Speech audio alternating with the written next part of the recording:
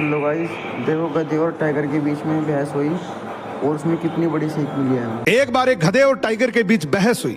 गधा कहता है घास नीली होती है, टाइगर बोलता नहीं घास हरी होती है।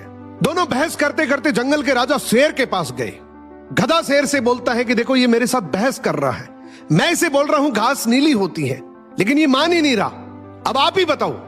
शेर कहता है गधा बिल्कुल ठीक कह रहा है, घास नीली होती है। गधा बहुत खुश हो जाता है, वो खुशी से चिल्लाते हुए जाता है।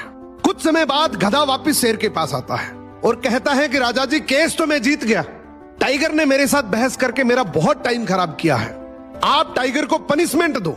शेर कहता है हाँ तुमने बिल्कुल ठीक कहा, इस टाइगर को तो पनिशमेंट मिलनी चाहिए। वो टाइगर को कहता है टाइगर अगले 3 दिन तक तुम मौन रहेगा, ये तेरी सजा है। ये देखकर गधा खुशी से पागल हो गया, वो चिल्लाते हुए वहां से चला गया। उसके जाने के बाद टाइगर शेर से कहता है तू कैसा राजा है और ये कैसा न्याय है तेरा।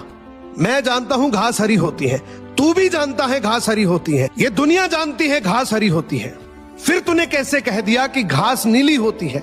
शेर कहते देख ध्यान से सुन, तू जानता है घास हरी होती है, मैं भी जानता हूं घास हरी होती है, ये पूरी दुनिया जानती है घास हरी होती है, तो फिर तू गधे के साथ बहस क्यों कर रहा था।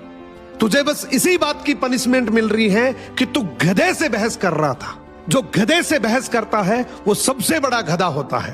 इस कहानी का मतलब है कि इस दुनिया में बहुत जिद्दी लोग हैं, अगर तुम भी उनके साथ जिद करोगे, बहस करोगे, तो तुम भी उसी कैटेगरी से हो।